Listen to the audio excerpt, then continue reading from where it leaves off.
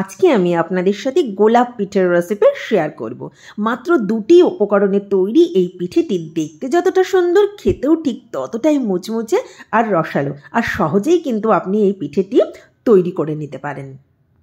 নমস্কার বন্ধুরা, আমি মৌমিতা, আপনারা দেখছেন মৌমিতা রান্নাবাটি। মাত্র দুটি উপকরণ দিয়ে আমি কিভাবে এই মজাদার পিঠেটি তৈরি করেছি সেটি জানতে হলে ভিডিওটি প্রথম থেকে শেষ পর্যন্ত দেখার অনুরোধ রইল।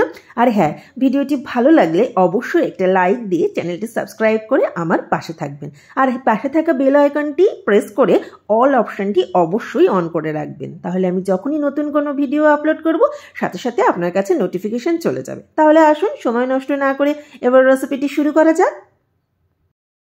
গোলাপ পিঠের ডোটা তৈরি করার জন্য এখানে আমি নিয়ে নিচ্ছি মেজারমেন্ট কাপের 1 কাপ জল, আর দিয়ে দিচ্ছি 1 টেবিল চামচ ঘি। আপনারা চাইলে এখানে ঘিয়ের পরিবর্তে 1 টেবিল চামচ সাদা তেলও ব্যবহার করতে পারেন। দিয়ে দিচ্ছি হাফ চা চামচ লবণ। এবার জলটাকে আমি ফুটিয়ে নেব। জলটা কিন্তু বেশ ফুটে এসেছে।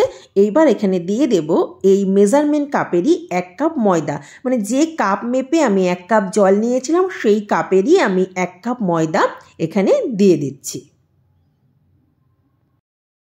প্রথম অবস্থায় গ্যাসের ফ্লেম হাইতে রেখেই ময়দা ভালো করে মিশিয়ে নিতে হবে।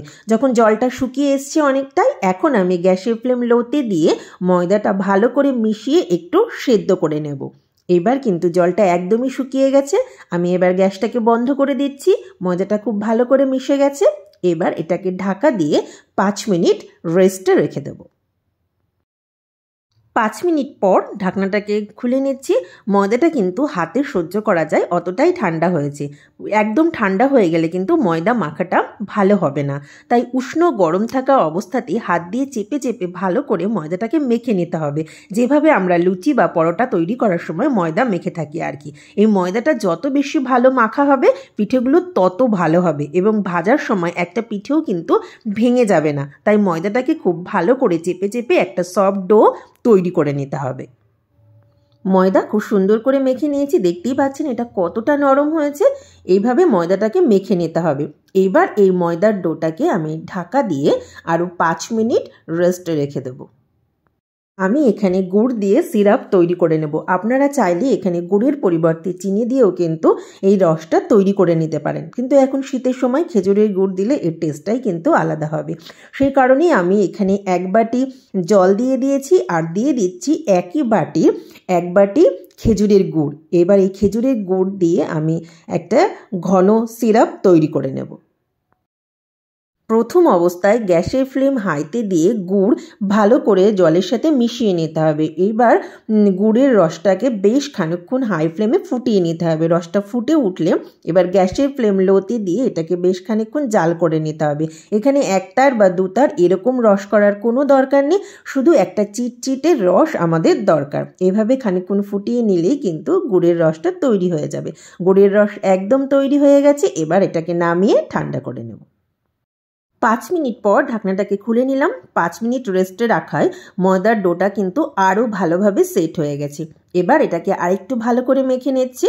এবার এই ময়দার ডো থেকে বড় বড় আকারের কয়েকটা লেচি কেটে নিচ্ছি। এভাবে আমি কয়েকটা লেচি কেটে নিলাম। এবার একটা লেচি নিয়ে নিয়েছি, আর এর উপর দিয়ে বেশ খানিকটা ময়দা ভালো করে ছড়িয়ে দিচ্ছি। এবার এটাকে একটা বড় আকারের রুটি বেলে নিতে হবে। যতটা পাতলা করা যায় আর কি, সেভাবেই বেলে নিতে হবে।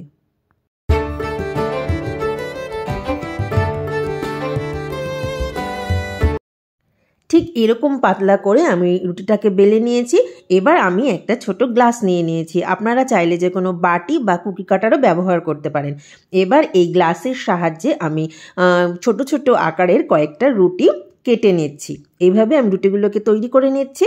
আর এই যে অংশটা আমি বাদ দিয়ে দিলাম এটাকেও কিন্তু ফেলে দেব না।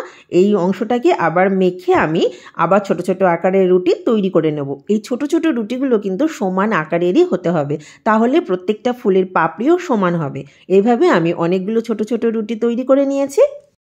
এখানে আমি 6টা রুটি নিয়ে নিয়েছি। আপনারা চাইলে 4টে বা তার বেশি কমও নিতে পারেন। আপনারা যতগুলো রুটি নেবেন তার উপরেই কিন্তু গোলাপের পাপড়ি কটা হবে সেটা নির্ভর করবে। আমি প্রথমে এভাবে হাত দিয়ে চেপে চেপে একটার সাথে একটা রুটিকে ভালো করে আটকে নিলাম। এইবার যে কোনো একটা দিক ধরে এভাবে এটাকে রোলের মতো মুড়িয়ে নিতে হবে। দেখুন আমি যেভাবে এটাকে রোল করে নিচ্ছি ঠিক এইভাবেই কিন্তু রোলটাকে করে নিতে হবে। এই যে এইভাবে আমি এই গোলাপটা তৈরি করে নিলাম। এখানে কিন্তু একবারে 2টো করে গোলাপ আমরা তৈরি করে নিতে পারবো। দেখুন এই যে এইভাবে এটাকে তৈরি করে নিয়েছি। এইবার একটা চাকুর সাহায্যে এর মাঝ বরাবর এটাকে এইভাবে কেটে দেব। তাহলে দেখুন 2টো করে গোলাপ তৈরি হয়ে যাবে। এই যে দেখতেই পাচ্ছেন কত সুন্দর গোলাপটা তৈরি হয়ে গেছে। তাহলে দেখলেন কত সহজেই কিন্তু এরকম গোলাপ তৈরি করে নিতে পারি আমরা। তাহলে আমি বাদবাকি গোলাপগুলোকেও এইভাবে তৈরি করে নিচ্ছি। আমি আপনাদের আরেকটা গোলাপ করে দেখিয়ে দিচ্ছি। এখানেও আমি 6টা রুটি এভাবে নিয়ে নিয়েছি। রুটিগুলোকে হাত দিয়ে চেপে চেপে নিয়েছি। এবার দেখুন এটাকে এভাবে রোল করে নিলাম। এই যে এভাবে গোলাপটাকে তৈরি করে নিলাম। এবার একটা চাকুর সাহায্যে আবার ঠিক একইভাবে আমি এটাকে কেটে নিচ্ছি। তাহলেই কিন্তু দেখুন 2টো করে গোলাপ তৈরি হয়ে গেল। এই যে গোলাপটা কিন্তু একদম তৈরি। এভাবে আমি সমস্ত গোলাপগুলোকে তৈরি করে নিয়েছি। এবার এগুলোকে ভেজে নিতে হবে।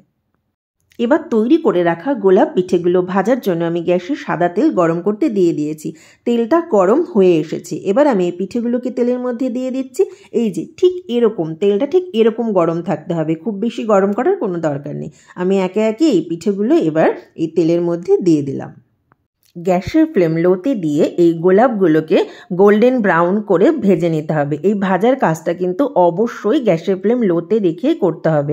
হাই ফ্লেমে থাকলে কি হবে, গোলাপগুলো সহজেই কালার চলে আসবে কিন্তু ভেতরে কাঁচা কাঁচা থেকে যাবে। গোলাপ পিঠেগুলো খুব সুন্দর করে ভাজা হয়ে গেছে। দেখতেই পাচ্ছেন কত সুন্দর কালার চলে এসেছে। এর থেকে আর বেশি ভাজার কোনো দরকার নেই। এবার এই পিঠেগুলোকে নামিয়ে নেব। গোলাপ পিঠেগুলোকে ভেজে তুলে নিয়েছি। এগুলো হালকা ঠান্ডাও হয়ে গেছে। এবার এগুলোকে আগে থেকে তৈরি করে রাখা গুড়ের রসের মধ্যে দিয়ে দিচ্ছি। এই পিঠেগুলো গুড়ের রসে খুব বেশিক্ষণ সময় ভিজিয়ে রাখবো না। 3 থেকে 4 মিনিট এই গুড়ের রসে ভিজিয়ে রেখেই কিন্তু এই পিঠেগুলোকে তুলে নেব। 3 থেকে 4 মিনিট এই গোলাপ পিঠেগুলো গুড়ের রসের মধ্যে রাখার পর আমি একে একে সমস্ত পিঠেগুলোকে এই রসের ভেতর থেকে তুলে নিচ্ছি। আর এর ওপর দিয়েও আমি সামান্য গুড়ের রস দিয়ে দিচ্ছি। তাহলে দেখলেন বন্ধুরা কত সহজেই কিন্তু মাত্র 2টো উপকরণ দিয়ে বাড়িতে এরকম অসাধারণ একটা পিঠে তৈরি করে নেওয়া যায়। তা আপনারা কিন্তু অবশ্যই এই পিঠেটা বাড়িতে ট্রাই করবেন। আশা করি আপনাদের খুব ভালো লাগবে।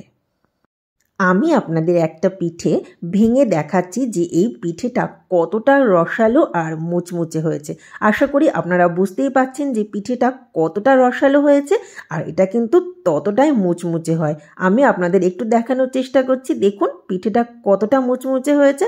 তাহলে বন্ধুরা এই ভিডিওটি যদি আপনাদের ভালো লেগে থাকে তাহলে লাইক, শেয়ার ও চ্যানেলটি সাবস্ক্রাইব করে আমার পাশে থাকবেন। ধন্যবাদ।